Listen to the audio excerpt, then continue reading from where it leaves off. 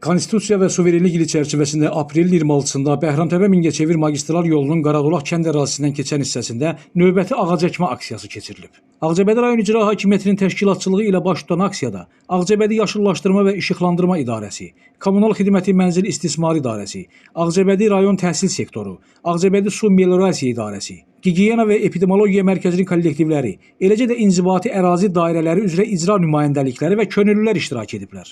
Adı çəkilən ərazidə iştirakçılar tərəfindən 150-si tuya, 100-ü sərv olmaqla ümumilikdə 250 ədəd ağac əkilərək aqrotexniki qaydada suvarılıb.